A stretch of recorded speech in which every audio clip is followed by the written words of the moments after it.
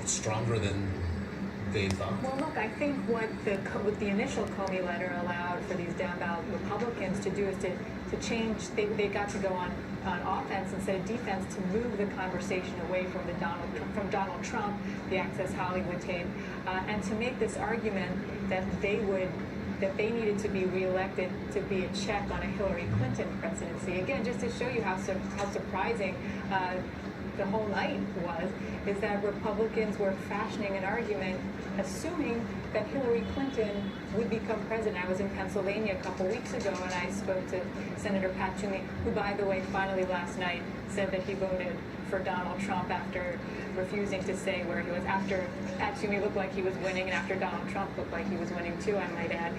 But I asked him, look, by making this check and balance argument, aren't you saying that Hillary Clinton's going to be president? And he said, well, she's in the lead right now. That's the way it's looking. So, they just had this all. And almost 50 million early votes were cast during that time, right, that potential reinvestigation loomed. The other piece that we were talking about, and I interviewed you on this, right, many moons ago for The Atlantic, was the chasm that seemed to be opening up between men and women, and particularly men and women who were married to each other, but that does not seem to have been borne out, does it? It was borne out. But Trump simply did better among men than Hillary Clinton did among women. But he won white women. But he didn't win not white men. He did not win. He's got a problem. This country is a problem. Because not only have we chosen sides by gender, but we've chosen it by income, we've chosen it by education, we've chosen it by race. And I think that you see this continued divide that is actually expanding. And who's going to be the person who spans that divide? And that's why I liked this speech so much last night. I mean, it was late.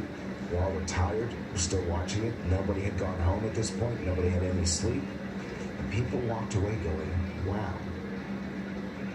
I hear that. I get that. I like that. They don't necessarily believe it's going to happen.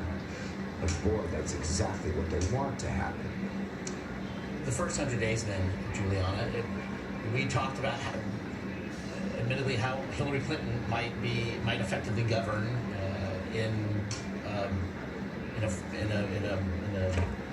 something that did not come to pass. Now that he has congressional majorities, and now that his first big bit of business will be nominating a Supreme Court justice, what's that going to look like, and can we bid a fond farewell to Merrick Garland? Yeah, I mean, the Merrick Garland nomination is essentially dead in the water right now.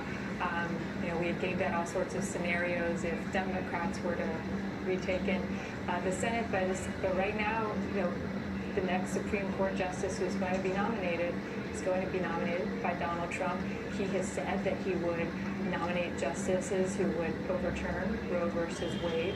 And he's put a list, I think, out of 20-some potential nominees, a mix of federal appeals court judges, all essentially a rock star list of conservative names, but appealing to the more conservative wing of the party. For someone like Harry Reid, who is outgoing, who actually managed to have a Democrat hold on to that Nevada Senate seat, this must be bittersweet for Democrats in the Senate who are looking towards Chuck Schumer to potentially be majority leader. It's not more bitter than sweet.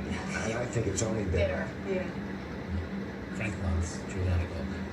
Again, part of the network coverage last night, so really this is just nighttime for you with sun. Your viewers don't realize, but there's actually a bed under there. I'm not going to... It's a trundle. It's a trundle. Crawl back under. We appreciate it. Thanks to you. Thanks, you guys. We are tracking the markets for you this hour. Global stocks plunged in response to Donald Trump's victory. And here at home, Dow futures tanked. At one point, they were down nearly 800 points. That's, as we've heard, the market hates uncertainty, and that is what a potential Trump presidency seemed to suggest might come to pass. Of course, the policies that Donald Trump will put in place also questioned, especially as they concern trade. Financial Times market reporter Elaine Borden joins us from London.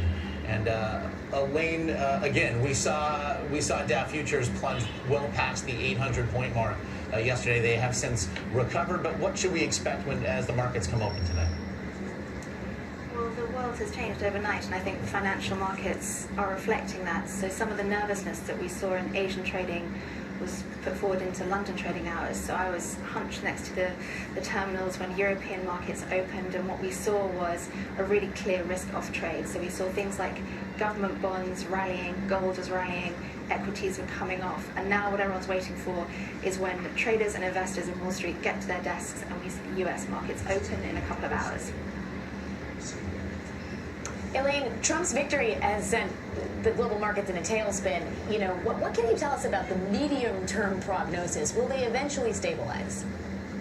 Yeah, it's taken markets a little while to come to terms with even the possibility of a Trump victory. And you heard before the election outcome, you heard this idea that a Trump victory would be Brexit times 10. So it would be this hugely important event in the world and also in global markets. What we have seen actually is that it hasn't been in European markets anyway, it hasn't been quite like that. So the morning after the EU referendum, we saw the pound falling to a 30-year low against the dollar. We saw gilt yields, down 30 basis points. We haven't seen anything like that in this event. And perhaps the thought is that markets have learned the lesson from Brexit, which is the details matter. And until we know exactly what a Trump presidency means, maybe investors are going to keep their powder dry for a little bit longer, and then they'll see what Trump is going to put in place first. Is he going to go for tax cuts? Is he going to talk about trade? Until they know that, I think they will keep their options open.